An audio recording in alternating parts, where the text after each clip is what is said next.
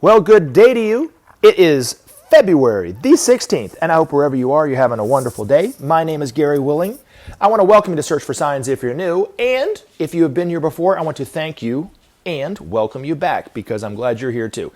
But whether you've heard this information 1,000 times, know all about it, you can always learn more about it, educate yourself better about it. Check out some of the links that I provided in the description portion of these videos, because they take you to websites that give you wonderful information to help learn more about Maitreya and the Masters of Wisdom, why they're here, about his priorities. You can even read articles coming from one of these masters in the Share International site, so you can learn more about who and what Maitreya is that way. Don't know anything about Maitreya? That's fine. Learn more about it. Educate yourself better about it. Investigate it for yourself. See if there's any truth to it by doing the same thing. Check out those links in the description portion of these videos. You want to learn more by joining the discussion? Love it when you join the discussion. Post comments, post your question in the comments section. Email me at searchforsigns@mail.com. You can also reach out to me through Facebook. People have sent me links to articles that talk about this information in some way, and I'll post it up on Facebook. People have even shared posts that I put up, and I want to thank you guys for doing that. But in the meantime, I want to give a shout out to those people who have taken time out of their busy schedule to comment or ask questions. Grunge listener, I am going to mispronounce this for sure. Is it May Munya Saidao? Thank you for your comments. David Bishop, Brian Gerard, Ray, and Winthang. You guys, I really appreciate you guys doing that, but let's get on into it. All right, so Winthang. Hello, Gary. You mentioned a few times already dispensation. Can you elaborate on it? Thank you. Well, let's go to the definition of what dispensation means. Maybe that will shed some light on it. This is from the dictionary on Google here. And I'm going to go to the second definition of it. There's two definitions of it, but this is what I'm talking about. A system of order, government, or organization of a nation, community, etc., especially as existing at a particular time. Does that make more sense of why we would use the word dispensation? The only time I ever use the word dispensation in regards to this information has to do with the Roman dispensation. Okay, now why is the Roman dispensation something that we would talk about? What does it relate to this information today and all that kind of stuff? Well, it directly relates to the Antichrist. People are expecting the Antichrist to come back as an individual, fool billions of people, steal them away from the church perhaps, lead them directly into hell. Because that's what they were saying. That's what they were thinking the Bible is saying when John was talking about the Antichrist. Esoterically, which means that which is hidden, perhaps not known widely, but just known to a few people, but eventually this will be a widely accepted fact about the Antichrist, is that it's an energy, not an individual. It's never meant to be interpreted as an individual. But also, the Antichrist has already come and gone twice. And the first time was at the end of the Roman dispensation, because the Roman Empire, existed for centuries before Jesus came on the scene 2,000 years ago. Now, one thing that a lot of Christians fail to realize, because they consider themselves to be very conservative, they want to hold the old ways of doing things. Jesus' view on life when he was in Palestine, and this is historically, correct. You can read, anytime you read the Bible, if you look at it from this perspective, you would see what I was talking about. Was not a conservative. He was very liberal. He was very forward-thinking. He was open-minded, forward-thinking, very progressive in his ideas, and in a way was trying to move people who were stuck into the ideology of the Old Testament or the Torah, and move them into really the new way that we should be thinking about loving thy neighbor, living within the law of cause and effect by knowing that if you put something out, you get it back. What you sow shall you reap, right? Now, those ideas were, like I said, quite revolutionary, quite progressive, and they would not have had any chance of flourishing and becoming widespread had it not been for the Antichrist energy first destroying the Roman dispensation. And that energy was sent out through the emperor of the time, Nero. Released through him, it's been said that Nero watched Rome burn as he played the fiddle. I don't know if he did that or not, but that's just the story about Nero. But he, however he did it, destroyed the Roman dispensation. And that allowed for Christianity to flourish, to go around the globe in the way that it did. And like I said, it would not have been able to do that had it not been for the Antichrist energy, which destroys the old ways of thinking, old ways of relating, the old ways of doing things, to allow a new way of thinking, a new way of relating to flourish. Now, it was re-released again, which I guess re-released means again, so I'm being redundant, during World War I and World War II through the Axis powers of the Nazis in Germany, the fascists in Italy, and the militarists in Japan. And that energy then did the exact same thing, but on a very powerful worldwide level, not just regionally, but worldwide, destroyed the old ways of thinking and relating and seeing ourselves in the world and those kind of things. It destroyed it. We don't see life the same way that we did 150 years ago. We don't.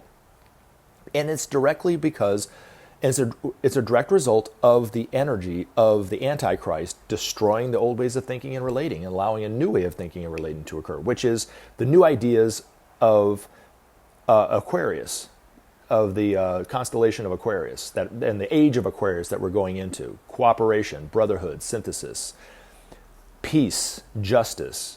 Now, right now, these are just ideas, just words. 2,000 years from now, they will be manifested on this planet in real time. We will see ourselves as one family. We will know what unity really is. We will know peace. We will have put war behind us forever. There will be no hunger and those kind of things because of these new energies coming into play of Aquarius. And they would not be able to flourish had it not been for this Antichrist energy destroying the old ways of thinking and relating, which they did during World War I and World War II. And then it's been said in the Bible that the beast will be chained back for a time and a half. So there'll be a relative peace for a time and a half. That what John was talking about was the next 3,000 and so years until that Antichrist energy is re-released halfway through the Capricorn age, which is long after all of us will be come and gone, right? But so we don't have to really worry about it right now. But in the meantime, the two beasts in the Bible that John was referring to, one was Nero, the other one was the Axis powers. So that's where dispensation comes into play. So hopefully that elaborates on it a little bit better.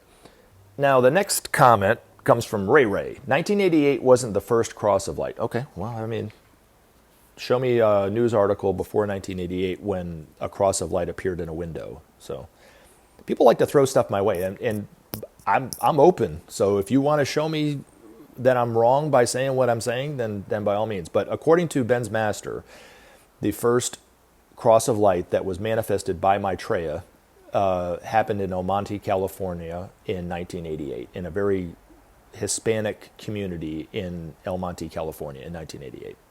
So like I said, if it happened before then, I'm all ears. Just send me the link and I'll love to read it, and I'll change my tune. All right. Now this one's pretty funny, but it's true. Maymanya Seidel. Sometimes he talks too much. I guess you're referring to me. Yeah, I can see him talking too much. Trying to get into his videos, you lost me. I apologize. I do try to reel it in, but sometimes I get going and I talk too much, as you say. All right. Now, lastly, let's read what Grunge Listener had to say. And yet Biden did everything behind the scenes, did not include politics in spiritual society, period. Period. Don't need to question, don't need to comment, and will not replay. Okay. Understand this politics do not give nothing but hate and ego. Well, I mean, I see where you're coming from, but what we're talking about in terms of politics as it relates to this, it's actually very spiritual. Everything in life is spiritual, really. People love to compartmentalize life. There is nothing but divinity everywhere in cosmos. Economics is divine. Politics is divine. It just depends on how we're using it today. The crisis, according to the masters, is not in the religious or spiritual fields. It's in the political and economic fields. So when we talk about this information, talking about the return of the Christ, we're not talking about a single event that the Christians are hoping will happen in the future at some point, where the Christ comes back to the clouds, from the clouds, confirms their beliefs, yada, yada, yada, all will be well for the Christians and all will not be well for everybody that did not believe what they were been saying all along, right? The return of the Christ is a process that's been going on for centuries. In fact, anybody throughout known history that's contributed to society, including Jesus, by the way, the Buddha, has been in their own way contributing to the appearance of the Christ and the Masters of Wisdom. because it's been over 100,000 years since these masters were out teaching humanity directly. And I'm going to read an article from one of these masters talking about the time when they were there and what humanity was like when the masters were out teaching humanity for eons. We were living in a much more spiritual state than we're living today. We've fallen into this morass of materialism, really. So historically, the events that have been going on, the people that throughout history that have been contributing, whether it's scientific, architectural, artistic, musical, political, economic, socially, through medicine or education or whatever, were contributing to the plan of the return of these teachers at some point. They might not have even realized they were doing it, but that's what was going on, because every one of these people were working with one part of the plan, which the plan has always been that these masters would come back and teach humanity directly. The Christ has already come back into the world. Some of the masters have already entered major cities, but none of the masters have declared themselves as masters. Maitreya has not declared himself as a master or the leader of these masters, or even the Christ or the Buddha or the fifth Buddha or the Imam Mahdi or anything like that. He's just being looked at as an ordinary person right at this time. But he's already in the world speaking to humanity through the media. Nobody's really recognizing him at this time, but that's where we're at. But this isn't the end-all and be-all of the process either. And even when Maitreya is out known for who he is, and humanity starts to trust what he's saying and listen to him and starts to apply some of the teachings toward the priorities of Maitreya, the need for peace, the need to end hunger, the need to bring about justice, those kind of things, which will be the initial teachings that that we taught by Maitreya. The importance of looking at ourselves as one family and those kind of things. Only through the principle of sharing can that be accomplished, right? Even after we're applying this, and even after we do it, that's not the end-all and be-all of it. This is going to go on for eons and eons and eons. It's about the Christ principle within the hearts of all humanity. It's about humanity waking up to the fact that we are divine. It's about humanity solving the problems of the world that have been plaguing humanity since the dawn of time and those kind of things. Learning more now from these teachers after eons upon eons upon eons about never hearing from them and teaching and getting any direct teachings from them. That's the process that we're headed into. That's why we're living at such an extraordinary time. But it is political. It is economic. You have to look at it in that way. You have to join the fight, so to speak. You have to assert your voice for peace, for justice, the ending of corruption and those kind of things. You have to do that because that's what's holding everything up. And economically, there's no difference I see between economics and politics, because right now, politicians are fighting to get into power so that they can be in control of the what? The money. You know what I'm saying? Money is power. And that's an access to getting trillions of dollars in financing and resources that you would not be able to get as an ordinary person. That's why they're fighting so hard for this. That's why it's so important to assert the voice of the people. That's why Maitreya will say, the voice of the people, we need to come together so that these politicians know for a fact that we are here and we want peace. It's been said that we as a humanity are longing for peace. We're longing for unity. And our politicians are what are keeping it from happening. That's why we have to assert our voice. We have to talk about spirituality as it relates to politics, and politics as it relates to spirituality. But more importantly, we have to talk about politics and economics as it relates to the priorities of Maitreya, the need for peace, the need to end hunger, the need to bring about justice, the need to save our environment. That's the most important thing that we need to talk about, not bury our head in the sand and say, this is different than that. So anyway, thank you for commenting, though, nonetheless. But I wanted to read an article from Benjamin Creme's master, and you can read articles like this on the Share International site. You can also read it by buying one of his books, The Master Speaks. A link is in the description for the Amazon page where you can go and buy these books. But this article, The Secret of Living, talks about the time when humanity was at a very, very high state spiritually. And it's really going to show the contrast between where we were and where we are now. And it's been said that on the day of declaration, when Maitreya finally declares himself as Maitreya in front of the entire world, when we all know at the same time that this is who he is, he will show humanity how far we've fallen, where we were, like as this master said, the word to steal was not even in the vocabulary of of the peoples of the time, because we didn't even think it was all everybody's stuff. You'd be stealing from yourself, so what's the point, right?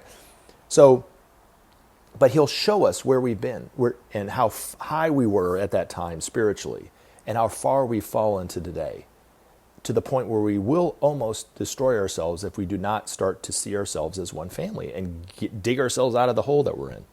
But what did he have to say about the secret of living? It is little known today that in ancient times, when man was younger and wiser, the word to steal was unknown in any language. The masters of wisdom then lived openly among men and encouraged them to live without crime. No door was locked, and sharing was the norm. For long ages, in many areas, this blessed state pertained.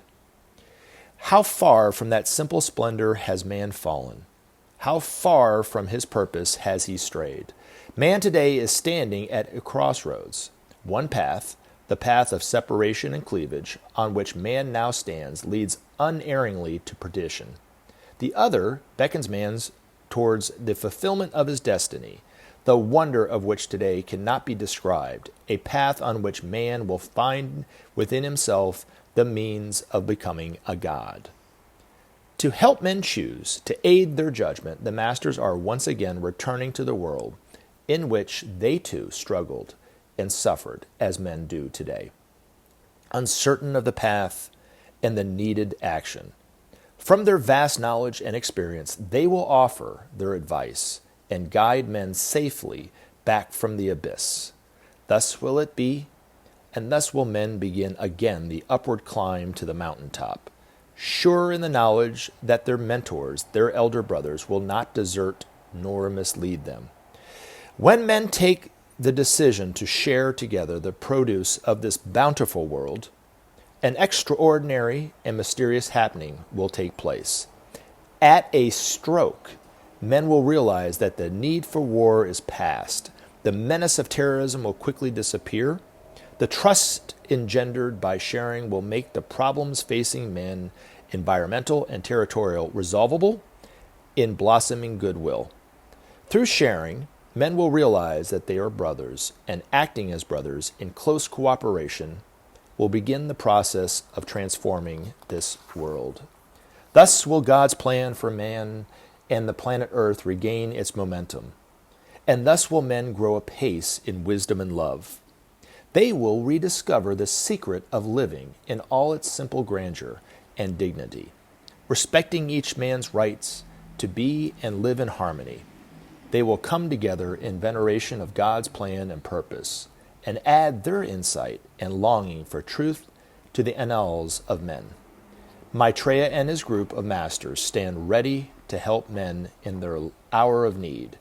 Patiently, they await the moment when they may enter the affairs of men, and with discretion, within the law, give of their bounty and aid. That moment is not far off. Remember to take action and help SOP save our planet. Thanks for listening, and we look forward to talking to you again in future videos.